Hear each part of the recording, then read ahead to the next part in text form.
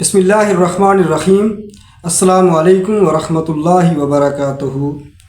محترم ناظرین، بنگلہ دیش میں جو تبدیلی آئی، طلباء کی تحریک نے شیخ حسینہ واجد کی حکومت کو الٹا دیا اور ملک سے بھگا دیا۔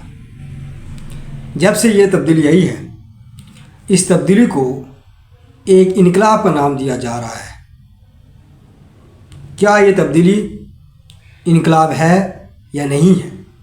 اس سوال کا جواب میں نے اس ویڈیو میں دینا ہے۔ آپ سے گزارش کی جاتی ہے کہ میرے چینل کو سبسکرائب کریں، لائک کریں اور شیئر کریں۔ سب سے پہلے سوال یہ پیدا ہوتا ہے کہ انقلاب کیا ہوتا ہے اور کیا بنگلہ دیش میں تبدیلی انقلاب ہے یا نہیں ہے۔ پھر جو ڈاکٹر یونس سربراہ بنے ہیں، حکومت کے ملک کے سربراہ بنے ہیں، وہ ان کا تعلق کس نظریے سے ہے، کس سوچ سے ہے۔ اس سے بھی یہ واضح تبدیلی آ جائے گی کہ کیا یہ ایک انقلاب ہے یا کچھ اور ہے۔ سب سے پہلا سوال، انقلاب کیا ہوتا ہے؟ انقلاب ایک ایسی تبدیلی کو بولتے ہیں، ایک جامع تبدیلی جو کسی معاشرے کے اجتماعی نظام میں آ جائے۔ جب ہم انسان کی اجتماعیت کی طرف آتے ہیں تو اجتماعی نظام کے تین پہلو ہوتے ہیں: سیاسی پہلو، معاشی پہلو اور معاشرتی پہلو۔ کسی بھی ریاست میں، کسی بھی معاشرے میں وہاں کا ایک سیاسی نظام چل رہا ہوتا ہے، وہاں ایک معاشی نظام چل رہا ہوتا ہے اور وہاں کا ایک معاشرتی نظام ہوتا ہے۔ انقلاب اس جامع تبدیلی کو کہتے ہیں کہ اگر ان تینوں نظام میں سے کوئی نظام تبدیل ہو جائے تو اس کو انقلاب کہا جائے گا۔ اگر اس میں سے کسی نظام میں تبدیلی نہیں آتی تو وہ انقلاب نہیں ہے، بلکہ صرف ایک تبدیلی ہے۔ اگر سیاسی نظام تبدیل ہو جائے اور دوسرا نظام آ جائے تو یہ انقلاب ہوگا۔ اگر معاشی نظام تبدیل ہو جائے، ایک دوسرا معاشی نظام آ جائے تو یہ انقلاب ہوگا۔ اگر معاشی نظام تبدیل ہو جائے اور ایک دوسرا نظام آ جائے تو یہ انقلاب ہوگا۔ اگر کسی تبدیلی سے سیاسی نظام وہی رہتا ہے، معاشی نظام وہی رہتا ہے، معاشرتی نظام وہی رہتا ہے تو اس کو انقلاب نہیں کہا جا سکتا۔ یہ جو سوشل میڈیا کے ذریعے اور مین اسٹریم میڈیا کے ذریعے جو انقلاب کہا جا رہا ہے، یہ ایک جہالت ہے جس کے لیے یہ میں نے ویڈیو بنائی ہے۔ ناظرین، اب میں آپ کو یہ بتانا چاہتا ہوں کہ دنیا میں کون کون سے انقلاب آئے ہیں۔ انقلاب فرانس، جب ایک بادشاہ کا نظام چل رہا تھا، بادشاہ ختم ہو کر ایک جمہوری نظام آیا، عوام کی حاکمیت آئی، تو وہ ایک نظام میں تبدیلی آئی ہے، سیاسی نظام ہے، اس لیے اس کو انقلاب کہا جاتا ہے۔ 1917 میں رشیا میں، روس میں ایک سوشلسٹ انقلاب آیا ہے۔ دنیا میں کیپٹلزم، سرمایہ دار معاشی نظام کا عروج تھا، مکمل حاکمیت تھی۔ اس کے مقابلے میں کارل مارکس اور اینجل کے فلسفہ سوشلزم کے تحت ایک کمیونسٹ انقلاب آیا ہے رشیا میں 1917 میں۔ یعنی کیپٹلزم کے مقابلے میں دنیا میں ایک دوسرا نظام، کمیونزم، معاشی نظام دنیا میں برپا ہو گیا، تو اس تبدیلی کو انقلاب کہا گیا اور یہ انقلاب آیا تھا اور انقلاب پھیلتا ہے۔ جس کے بعد رشیا سے انقلاب پھیلا، مختلف ممالک میں انقلاب آیا اور اس کے تحت دنیا دو بلاکس میں تقسیم ہو گئی۔ ایک کا نام پڑ گیا کیپٹلسٹ بلاک، جس کے سربراہ امریکہ اور برطانیہ تھے، اور دوسرا بلاک ہو گیا سوشلسٹ بلاک یا کمیونسٹ بلاک، جس کا لیڈ جس کو کیا ہے رشیا نے کیا دنیا میں۔ اب کیپٹلزم کی بنیاد کس بات میں تھی؟ پرائیویٹ پراپرٹی، عوام کو رائٹ ٹو پراپرٹی رکھنے کا حق تھا۔ اپنا بزنس کریں، کیا پیدا کریں، کیسے پیدا کریں، عوام آزاد تھے، گورنمنٹ داخلہ نہیں کر رہی تھی۔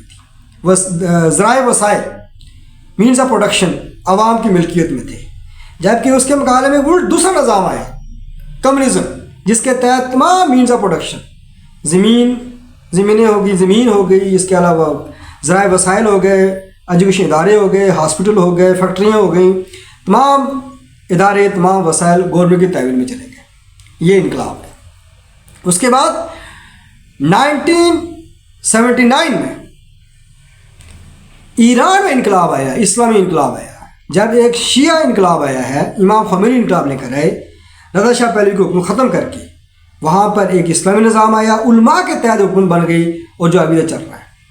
उसके बाद 1995 में अफ़गानिस्तान में इनकलाब आया है, जब तालिबान की हुकूमत आई और उन्होंने इस्लामी निज़ाम नाफिज कर दिया, शरीयत निज़ाम नाफिज कर दिया और पहले निज़ाम को तौबाला कर दिया।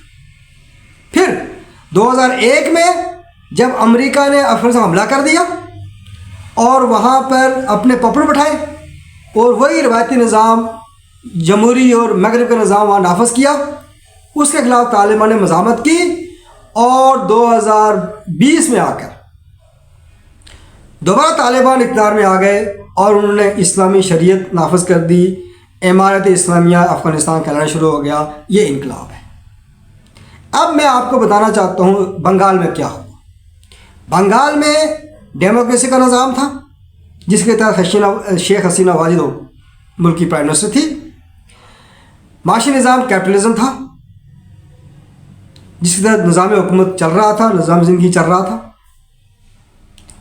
कोटा सिस्टम की वजह से नौजवानों को जो जॉब नहीं मिल रही थी और शेख हसीना ने अपने उन लोगों के लिए जिन्होंने अवामी लीग की हमायत की थी 1971 में, उनके लिए कोटा सिस्टम रखा हुआ था जॉब्स का, उसके लिए बगावत हुई, तलबा मैदान में आए और अपने हुकूक के लिए जंग लड़ी उन्होंने।